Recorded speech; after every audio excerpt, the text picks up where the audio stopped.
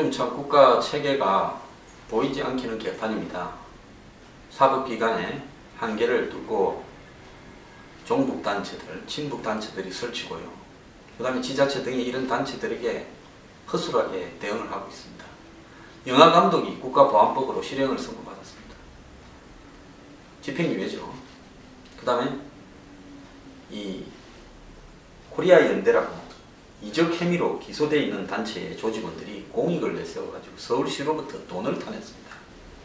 유럽에서 위안부 홍보한다면서 협동조합 이름을 팔아가지고 서울시에서 3천만 원을 받아갔답니다.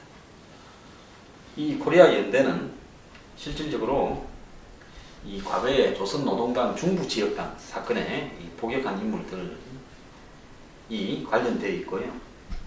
그 다음에 구청의 복지센터에 위탁을 받아서 조직원 2명을 취직시키고 지원금을 빼돌린 혐의로 수사도 받고 있답니다. 자, 야권이 지자체 단체장을 광역, 그 다음에 기초 이렇게 맡게 되면서 발생하는 문제 중에 하나는 아무리 야권 속에 다양한 정치 색깔이 섞여 있다 하더라도 과거에 통진당 해산 때 보면 몇몇 지자체에 이런 종북 세력들을 갖다가 이 지자체의 산하기관에 취직시켜주고 또 종북 세력들이 이 사회적 기업 이런 걸 만들어 가지고 정부 예산을 타서는 일들이 있었습니다. 마찬가지로 지금 서울시 산하에도 이런 일들이 벌어지고 있다는 겁니다. 자, 박원순 시장을 찍어준 분은 이분이요 정말 약자를 돕고 합리적인 진보거나 중도 세력이다. 그래서 박원순 시장이 가진 어떤 제도권 이내에서 개혁적인 이미지 이런 부분을 보고 지지를 해줬지. 이런 종북단체, 이적단체에게 돈을 주거나 취직을 시켜주라고 시키지는 않았을 겁니다. 이 부분에 대해서 이 박원순 시장이 저는 해명을 해야 된다고 보고 있습니다.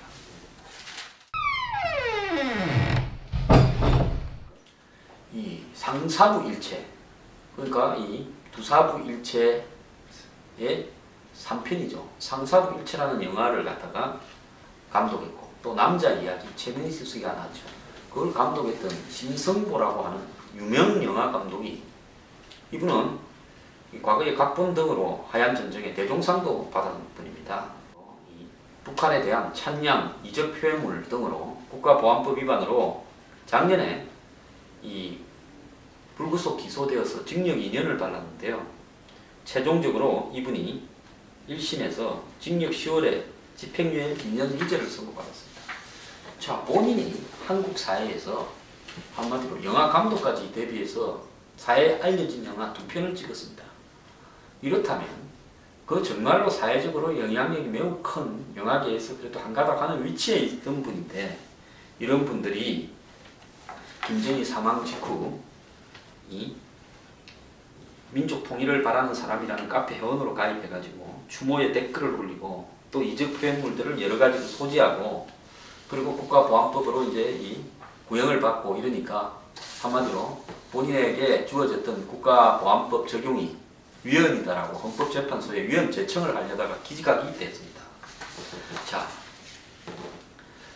유명 감독이 국가보안법 위반 혐의로 집행유예를 받는 이런 대한민국. 자, 이런 영화 한 편에요. 돈 수십억이 투자됩니다. 두사부일체는 이 학원 조폭이 이 학벌이 딸리면 안 된다 해서 조폭도 이제는 공부를 해야 된다. 그래서 조폭의 최고 보스가 조폭 중에 잘 나가는 친구를 학교로 보내가지고 이제 졸업장을 따게 하는 그런 이야기죠. 그러면서 뭐 제가 조금 그 영화를 보고 이상하게 생각하기는 했어요. 학교하고 조폭하고를 엮어서 두목과 서성과 부치는 다 하나다. 그래서 두사부일체인데 원래 뭡니까? 군사부일체, 임금과 서성과 부치는 하나다라는 이야기에서 나온 거죠.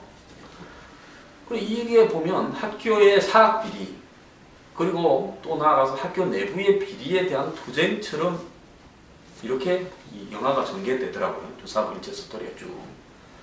그래서 이 영화를 갖다가 제가 보면서 야, 이 정말 조폭 영화가 무슨 어떤 사회 즉 여러 가지 의견을 담고 있나 하는 좀 의문을 가졌는데 감독이 그럴 만한 사람이네요. 가끔 가다가 보면 한국에 좀 걸맞지 않는 이런 영화 스토리들에 대해서는 좀 의심도 해봐야 되겠습니다.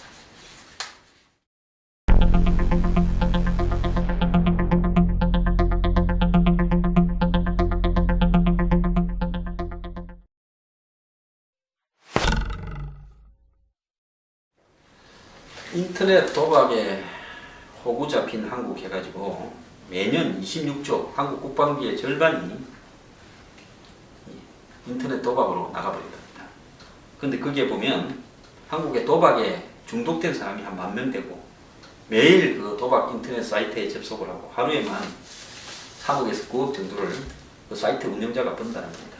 그래서 마늘밭에서 110억이 나오고 5번 밑에서 3억이 나오고 인터넷 도박하는 사람들이 얼마나 떼돈을 보면 현금을 은행에 넣을 수는 없으니까 자기가 잘 아는 데다가 이렇게 현금을 보관해 놓고 있죠. 그래서 이 문자가 매일 날리면 한 달에 20명이 넘는 이런 호구들이 걸려들어서 또 인터넷 도박을 유도하는 또 그런 유도책이 있고, 그래서 유능한 이 유도책은 한 달에 1,000,000원도 더 번답니다.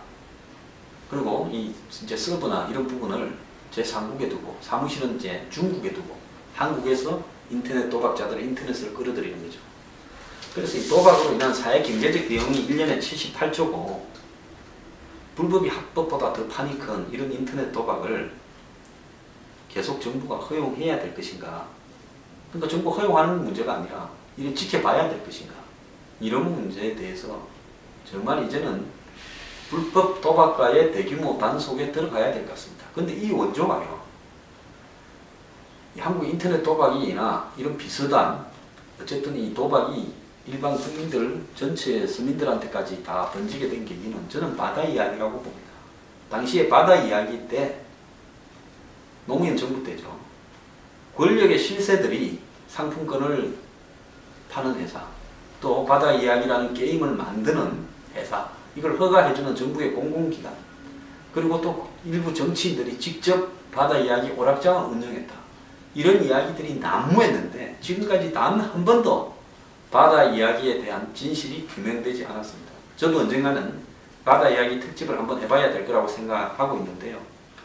자, 정권 차원에서 대대적으로 인터넷 도박에 대해서 저는 단속이 필요하고요. 물론 뭐 스포츠이나 유명 연예인들도 있겠지만 대다수는 중독된 서민이라고 봅니다. 그래서 인터넷 도박에 대한 대대적인 이 색출이 필요하다고 보고 있습니다.